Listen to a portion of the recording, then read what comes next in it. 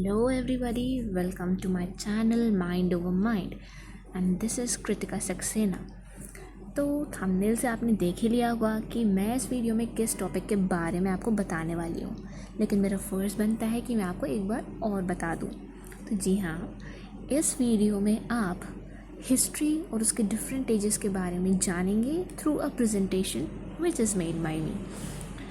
तो किसी भी चीज़ को समझने से पहले हमें उसकी डेफिनेशन और उसका एवोल्यूशन कैसे हुआ वो जानना होता है। तो बात कर लेते हैं कि इसका एवोल्यूशन कैसे हुआ।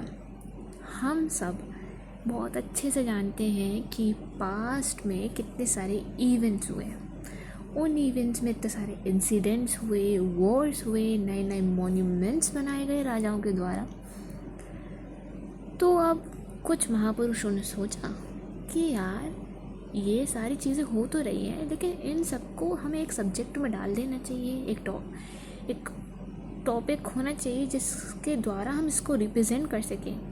तो उन लोगों ने इसको हिस्ट्री नाम दे दी। तो अब हम हिस्ट्री की डेफिनेशन पढ़ेंगे कि क्या है। तो यहाँ पर लिखा हुआ है बहुत ही साफ साफ कि history is the study of past events, people and places. It helps us understand how the world has changed over time and why things are the way they are today.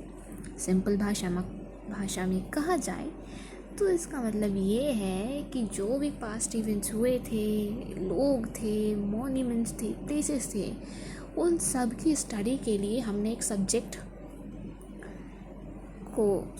कहा, जिसको हमने क्या कहा, हिस्ट्री।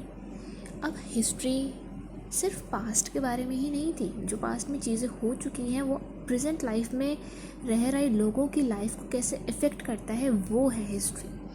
ठीक है, अब हमने history के बारे में तो जान लिया, तो अब हम इसके डिफरेंट एजेस के बारे में पढ़ते हैं। तो आ गया हमारा पहला, एंशिएंट हिस्ट्री। अब एंशिएंट हिस्ट्री में अगर आपको ये दिख रहा हो तो ये कुछ हमें ममीज़ वाले मूवीज़ से थोड़ा रिलेटेड लग रहा है, लेकिन इसको स्किप करते हैं, हम इधर फोकस करते हैं। ठीक है, तो यहाँ पे लिखा हुआ है कि जो एंशिएंट हिस्ट्री थी वो 3000 BCE से 500 CE तक थी। ठीक है, सेकेंड इसमें क्या लिखा हुआ है, emergence of civilisation, development of writing, cities and complex societies. Yes, I am talking about the second point.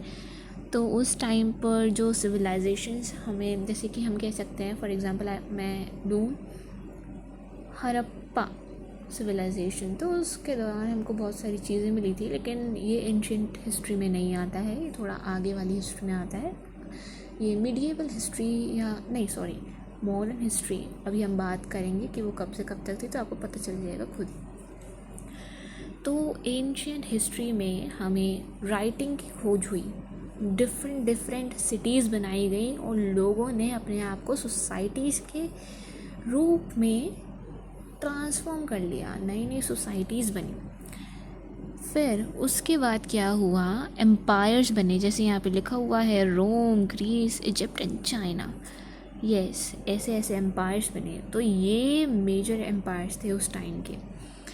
फिर उस टाइम हमारे फोर्थ पॉइंट कह रहा है कि development of iconic art and architecture. अब हम कैसे भूल सकते हैं कि जब ममीज़ और ये सब चीज़ें थी, जब इजिप्ट में जो पिरामिड्स बने, आर्किटेक्चर ही तो थे, ऐसी ऐसी चीज़ें हमारी बनाई गई। तो यही सब है हमारा एंशिएंट हिस्ट्री के बारे में। तो अब हम नेक्स्ट स्लाइड पे जाते हैं। नेक्स्ट स्लाइड है हमारी मीडिएवल हिस्ट्री। मीडिएवल हिस्ट्री कब से कब तक थी, जहाँ पे कैसे रोमन एम्परर्स, जब जो शासन आया, वो सब चीज़ें इसमें थी मीडिएवल हिस्ट्री में। तो यहाँ पे लिखा हुआ है कि ये 500 CE से 1500 CE तक थी। अब ठीक है, ये अब यहाँ तक थी। अब सेकंड पॉइंट आता है फ्यूडलिज्म। और भैया ये फ्यूडलिज्म क्या है?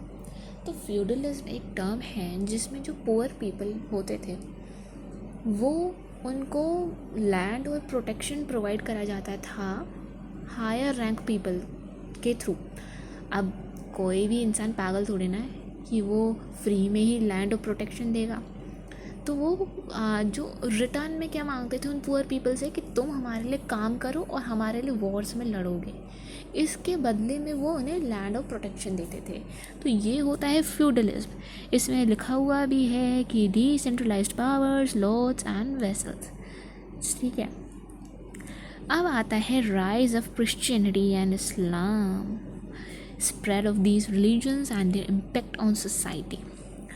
मीडिएवल एज के दौरान जो सबसे ज़्यादा रिलीजन्स एक्सपेंड हुए थे वो थे क्रिश्चियनिटी एंड इस्लाम। अब क्यों हुए नहीं पता, उस टाइम लोगों को यही 2 रिलीजन्स दिखे। तो अब इसके बारे में हम आगे बात करेंगे। अब आता है 4 पॉइंट। तो 4 पॉइंट ये एक शब्द से स्टार्ट हो रहा है जो कह रहा है क्रूसेड्स। अभी क्रूसेड्स क्या है भैया? क्रूसेड्स का मतलब होता है एक सीरीज़ ऑफ रिलीजियस वॉर्स। अब ये रिलीजियस वॉर्स किसके बीच में हुए? तो अभी हमने 3rd पॉइंट में देखा कि क्रिश्चियनिटी और इस्लाम का राइज बहुत हुआ। तो जाहिर सी बात है कि क्रूसेड्स का मतलब जो मैंने बोला कि सीरीज़ होती है रिलीजियस वॉर्स की, तो रिलीजियस वॉर्स क्रिश्चियन और मुस्लिम लोगों के बीच में हुए।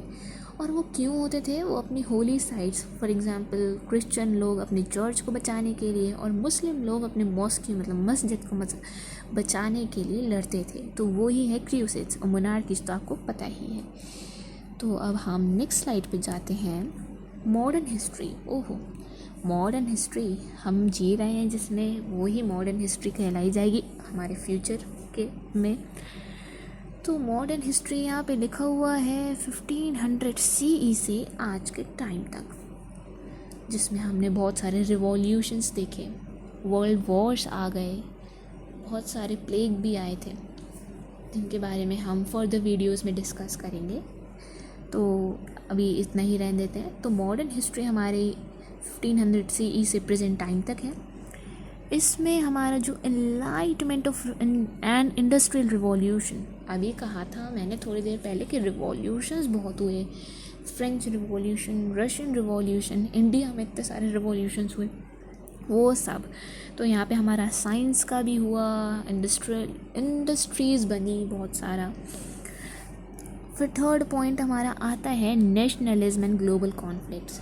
हम कैसे भूल सकते हैं? अगर मैं इंडिया का ही एग्जांपल लूँ तो 1947 से, नॉट फ्रॉम 1947 एक्चुअली, उसके पहले से, बहुत पहले से कितने सारे हमने मतलब कॉन्फ्लिक्ट्स हुए गांधी जी के टाइम पर, अगर मैं सिर्फ इंडिया की बात करूँ तो।